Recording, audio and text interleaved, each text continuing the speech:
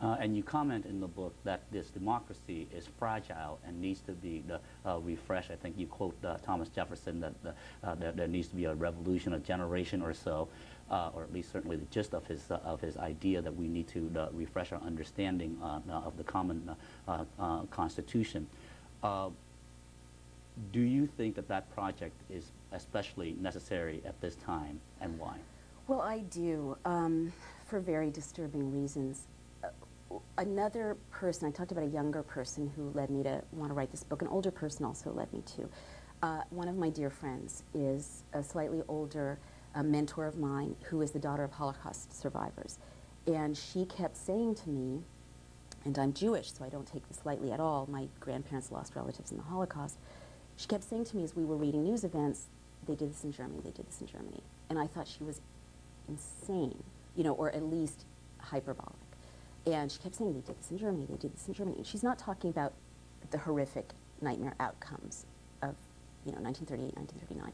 She was talking about the early years when Germany was still working parliamentary democracy, fragile, besieged on all sides, but a working parliamentary democracy with newspapers and human rights lawyers and Bauhaus and fashion and celebrities and a lot of the things we would find recognizable today. And she insisted that I sit down and start reading history of the early years, the years when everyone was looking around thinking, surely this is going to pass. This can't, no, we won't stand for this. Surely it can't get worse than this. And the more I started reading, first the history of the early years, the pressure on this fragile democracy, and the stripping of that constitution and the closing down of those civil liberties.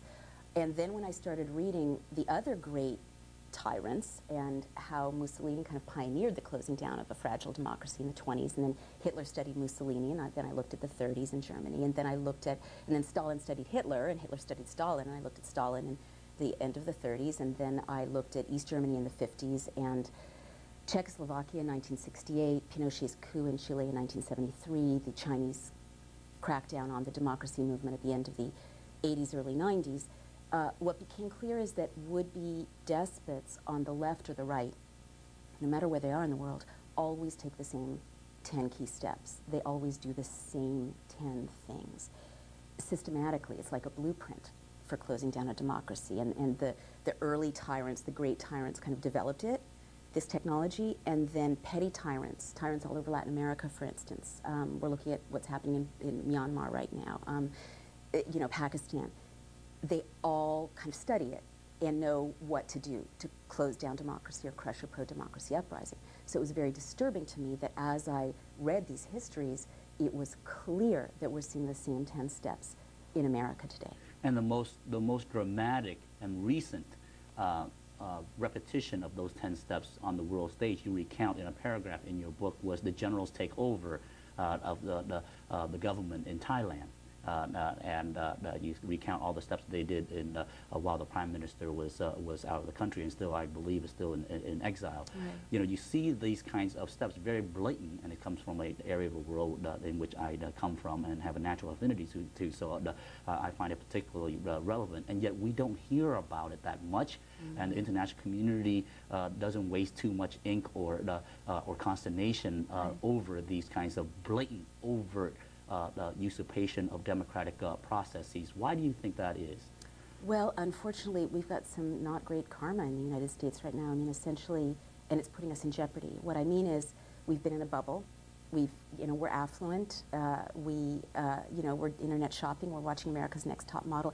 Everything's okay here at home, and so we're living in what I call a democracy myth, which is so we're sort of saying, well, we're the exception to the rest of the world. We don't need to worry about treaties on global warming. We're America. We don't need to worry about if the rest of the world starts to hate us because we're abusing prisoners in, say, Iraqi-held prisons and stripping them of their rights and holding their families hostage. We don't need to worry about that because we're America.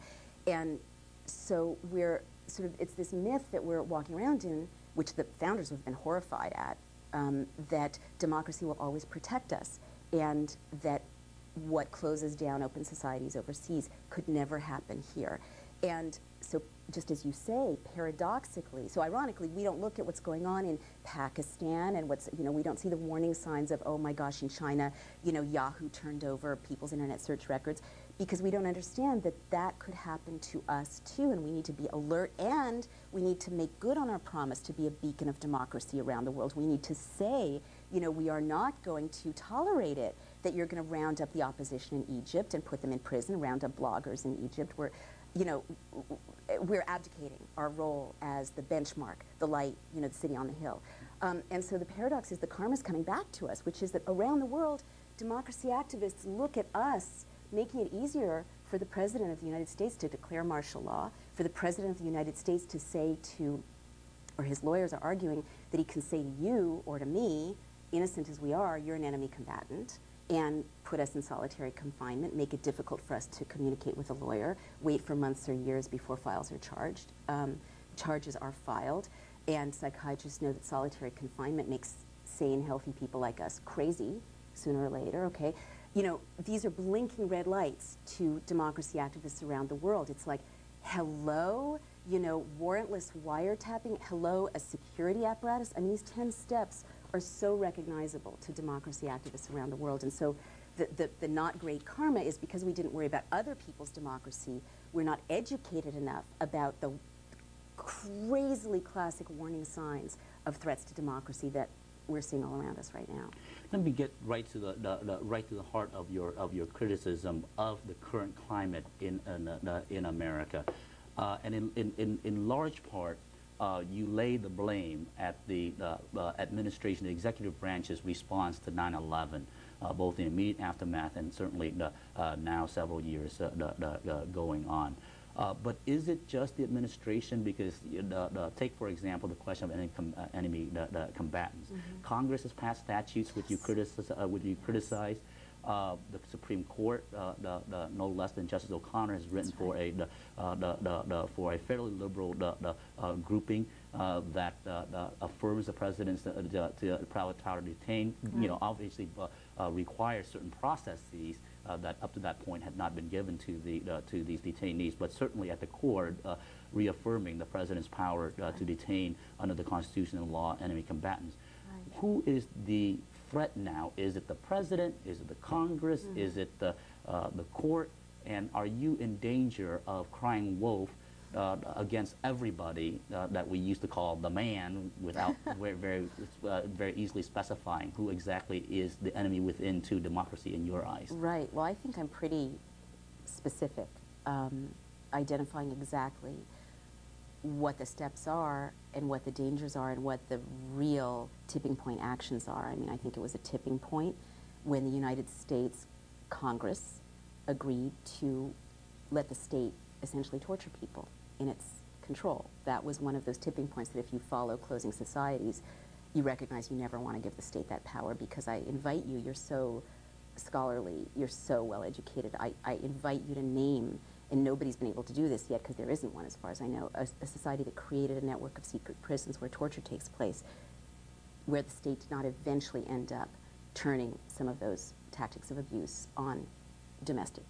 opposition. But my understanding, both with respect to the congressional action, and believe me, I've been very critical both of Congress and in certain respect of the administration about some of these areas, especially with respect to enemy combatants of U.S. citizens. But to be very clear, I keep my conversations private. To be very clear, the United States is a signatory to the Anti-Torture Convention. There is a legislation prohibiting torture. Is the official policy of the United States that we prohibit torture. Free is the official policy, on the gates of Auschwitz. And the question is, are we ascribing responsibility where you are not? Are you ascribing responsibility where they don't really are deserving? Because we still are trying to, however imperfectly, and there will always be mistakes because the system is made up of humans, live up to the ideals and the laws. Specifically against torture. Sure, there are debates as to what is cruel and unusual, cruel and inhuman treatment and the like, but at the core, we can all agree that we don't torture. No, we can't agree that at all, and you're such an honorable, decent man, and you come from a place where the state rounds people up and tortures them. And I'm very sorry that you're repeating the administration line and soundbite that we don't torture, when human rights organizations know perfectly well that we're torturing people in our custody and have, for years.